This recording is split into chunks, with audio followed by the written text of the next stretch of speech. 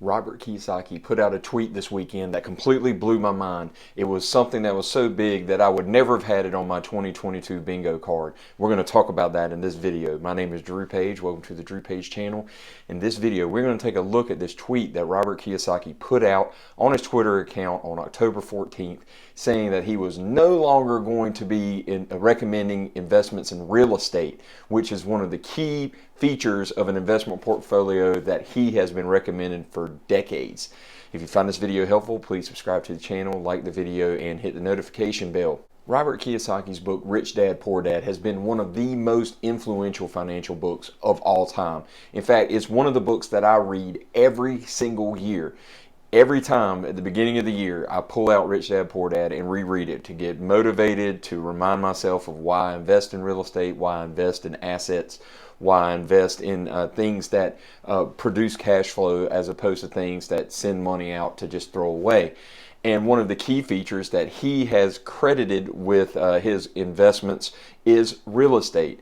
And much of the book talks about the financial benefits of real estate.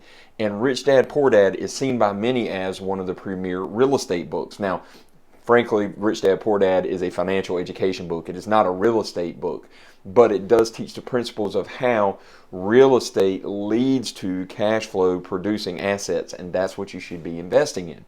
Well, on October 14th, Robert Kiyosaki put out a tweet that has sent shockwaves throughout social media.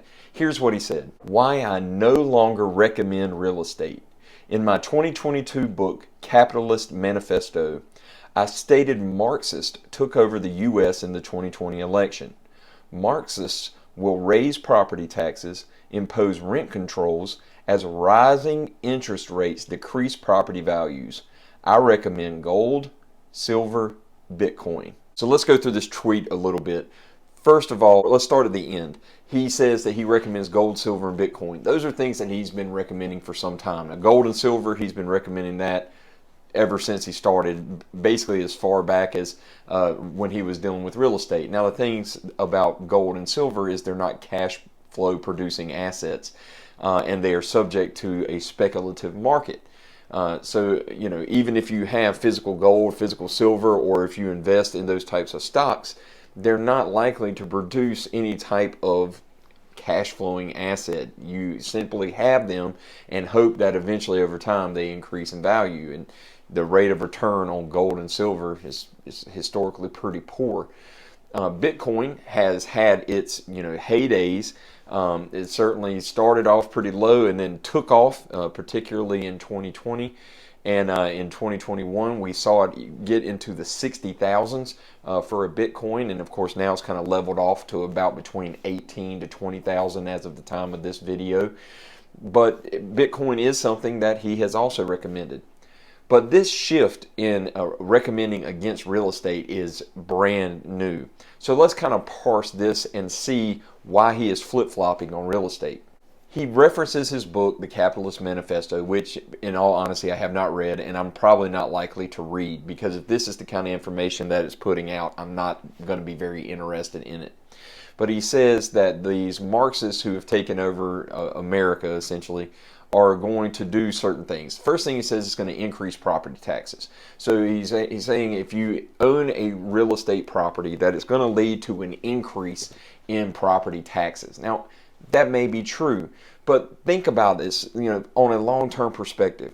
If property taxes are going to increase, that means the cost of owning a property is going to be higher. So don't you think that that's going to price some people out of the market over time? And doesn't that mean that if those people can't afford to have a place to live, then they're going to be doing what? They're going to be renting. So high property taxes is actually good for investors.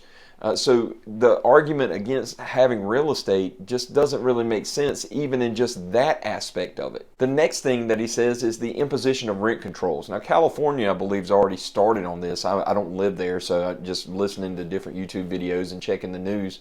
But there seems to be at least certain pockets of California, maybe the whole state. You can let me know in the comments. It's just not worth my time to really investigate that.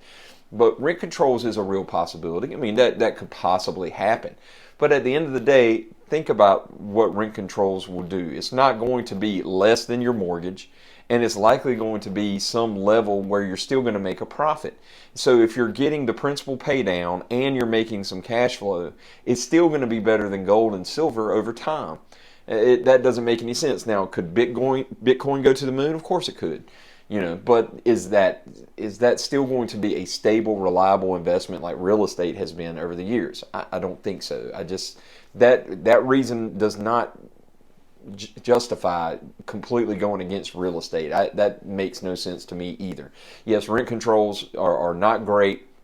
They're ultimately a socialistic tool that is going to end up costing society more in the long run, and it may keep some people from renting out properties who would rather just pay the principal down themselves or find some other use for the property other than renting it out, and it could end up leading to more homelessness. That's a possibility. But at the end of the day, I mean, they're not going to do a rent control, most likely, that's going to eliminate landlords from being able to make money on their properties, plus get principal pay down. So I don't think that that's a good, realistic reason to not recommend real estate either. Finally, he says that rising interest rates are causing the price to decrease in property, and so therefore, since there's no appreciation, that's going to take away another benefit for owning real estate. Now, again, the rising interest rates is nothing new. I mean, he survived during the 70s and the 80s when interest rates were just out of control. I mean, there were people getting 10, 11%, 30-year mortgages on their properties, and we're not anywhere near that. Historically, we're actually still pretty low in the interest rate category. So yeah, property prices are going to come down some, but again, that's beneficial to investors. So why would investors not want to invest in real estate? This just seems to be a major reaction to something. I don't know what it is, but it's completely contradictory to the principles that he has taught in Rich Dad, Poor Dad. And so this may end up being one of those things that really destroys his credibility, whatever he has left of it. But what do you think? Is this the end of Rich Dad, Poor Dad? Are we looking to a gold, silver, and Bitcoin system going forward? And should you throw away real estate investing? Do you agree with that? Let me know down in the comments. For me personally, I'm not following this advice at all. Maybe he's right, and I'll end up, holding a bag full of real estate at the end. I don't think that's going to be a big problem. But for me, I don't see any of these reasons as justification for elimination of real estate in your investments. But let me know, where am I wrong? Do you think I'm wrong, or do you think I'm right? Let me know in the comments. If you found this video helpful, please subscribe to the channel, like the video, hit the notification bell, and until next time, stay tuned.